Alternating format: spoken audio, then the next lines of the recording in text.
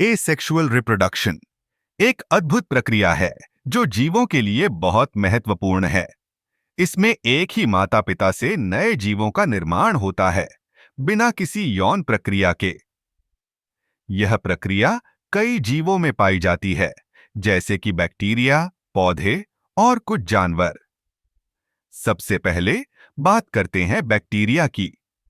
ये एकल कोशीय जीव होते हैं और इनका प्रजनन मुख्यतः बाइनरी फिशन के जरिए होता है। इसमें एक बैक्टीरिया अपनी कोशिका को दो भागों में बांटता है और इस तरह से दो नए बैक्टीरिया बनते हैं। यह प्रक्रिया इतनी तेज होती है कि कुछ बैक्टीरिया हर 20 मिनट में 2 गुना हो सकते हैं।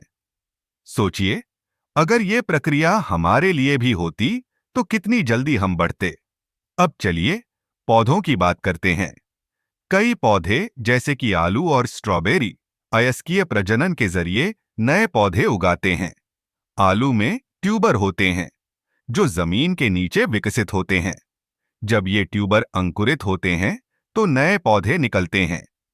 यह प्रक्रिया न केवल तेज है, बल्कि यह पौधों को कठिन परिस्थितियों में भी जीवित रहने में मदद करती है। अब कुछ जानवरों की बात करें, जैसे कि समुद्री स्टारफिश, जो अपनी बाहों को काटकर नए स्टारफिश बना सकती है।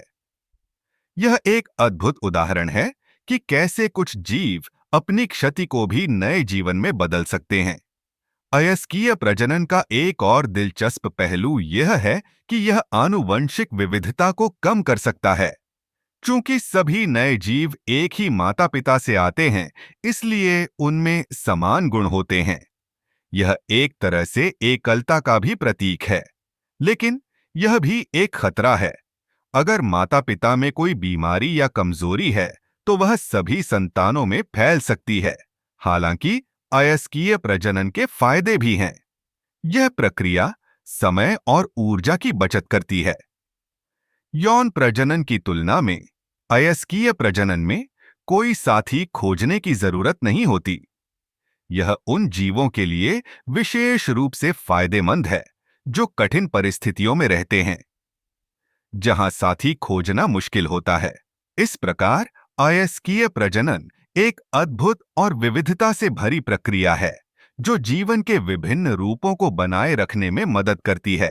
यह हमें यह भी सिखाती है कि जीवन के विभिन्न तरीकों से हम कैसे बढ़ सकते हैं और विकसित हो सकते हैं।